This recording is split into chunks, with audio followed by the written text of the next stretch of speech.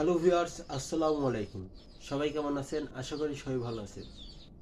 আজকে কিন্তু আলোচনা করব স্ক্যানার নিয়ে। আমরা যদি কোনো ছবি কিংবা কোনো ফাইল কাউকে পাঠাতে চাই, তাহলে কিন্তু স্ক্যানার কিনতে হয় কিংবা কম্পিউটারের দোকানে গিয়ে স্ক্যান করে দিতে হয়। এখন থেকে আর আপনাকে কম্পিউটারের দোকানে যেতে হবে না, আর স্ক্যানারও কিনতে হবে না। আপনার হাতে থাকা শুধু একটি অ্যান্ড্রয়েড ফোন দিয়ে আপনি কিন্তু স্ক্যান করতে পারবেন যে কোনো ফাইল, যে কোনো ইমেজ। কিভাবে করবেন এবং কোন অ্যাপটির মাধ্যমে আপনারা এই স্ক্যান করবেন আমি দেখিয়ে দেবো। এবং আপনারা কিন্তু প্লে স্টোরে অ্যাভেলেবল স্ক্যানার পেয়ে যাবেন, কিন্তু এর মধ্যে সর্বোচ্চ ভালো যেটা আপনাদের জন্য বাছাই করে নিয়ে এসেছি আজকের ভিডিওতে, এবং সবচেয়ে ভালো একটি স্ক্যানার দিয়ে আপনারা কিন্তু যে কাউকে আপনার যে কোনো পছন্দের ছবি কিংবা ফাইল আপনি স্ক্যান করে তাকে দিতে পারবেন খুব সহজেই। তো চল যাব মূল ভিডিওতে যাওয়ার আগে বলছি, যারা এখন আমার চ্যানেলটি সাবস্ক্রাইব করেননি, সাবস্ক্রাইব করে পাশে থাকা বেল আইকনটি অন করে দিবেন, যাতে আমার দেওয়ার নতুন নতুন ভিডিও পেয়ে যান খুব সহজেই। তো চলে যাব মূল ভিডিওতে।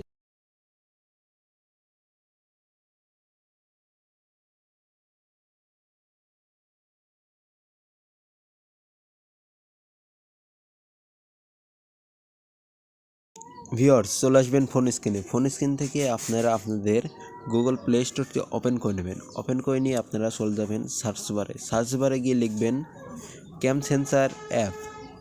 ক্যাম সেন্সার অ্যাপ লিখলেই কিন্তু আপনাদের মাঝে এরকম এই ইন্টারফেসটা চলে আসবে। এখান থেকে এই অ্যাপ্লিকেশনটি ডাউনলোড করে নেবেন। আমার ডাউনলোড করা আছে, আমি ওপেন করে নিলাম। ওপেন করে নিলে আপনাদের মাঝে এটা ওপেন হয়ে যাবে, এবং ওপেন হলে এখানে কিছু অনেকগুলো টুলস পেয়ে যাবেন, যেমন smart scan, PDF tools, smart image, এরকম আরও অনেক টুলস। দেখেন আমি দেখিয়ে দিচ্ছি ওই দাগ দিয়ে দিয়ে যে কতগুলো এখানে টুলস পেয়ে যাবেন। তারপরে documents wall, image to text, তারপরে আইডি কার্ড, এরকম আরও অনেক ইমেজ মানে অনেকগুলো টুল পেয়ে যাবেন এখান থেকে এই অ্যাপটির মাধ্যমে। তো এই অ্যাপটির মাধ্যমে কিন্তু আপনারা খুব সহজেই যে কোনো ছবি স্ক্যান করতে পারবেন। তো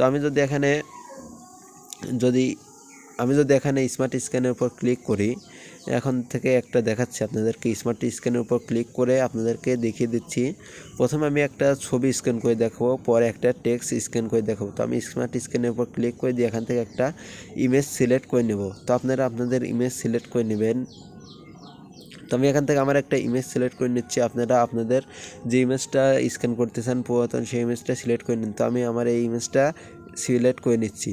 সিলেক্ট করে নিলে একটু প্রসেস হবে। প্রসেস হওয়ার পর নেক্সটে ক্লিক করে দিবেন।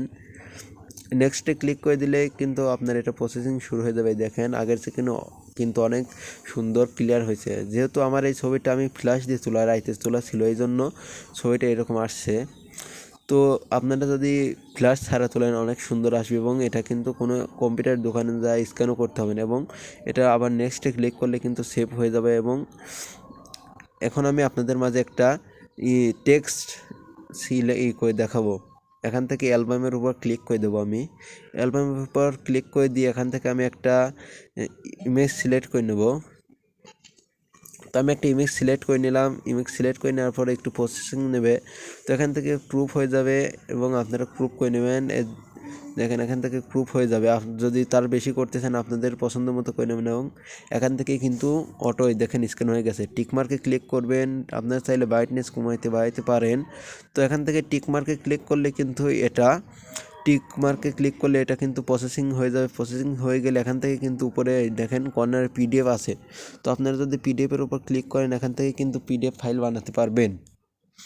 তো পিডিএফের উপর ক্লিক করলে একটু সময় লোড নেওয়ার পর পিডিএফ হয়ে যাবে। দেখেন যদি জুম করে দেখায়, এটা কিন্তু কোনো প্রকার ফাটছে না, এবং এটা পিডিএফ সেভ করলে আরও অনেক স্মুথ হয়ে যাবে। তো এই ছিল আজকের ভিডিও। যারা এখন আমার চ্যানেলটি সাবস্ক্রাইব করেননি, সাবস্ক্রাইব করে পাশে থাকা বেল আইকনটি অন করে দেবেন। ধন্যবাদ।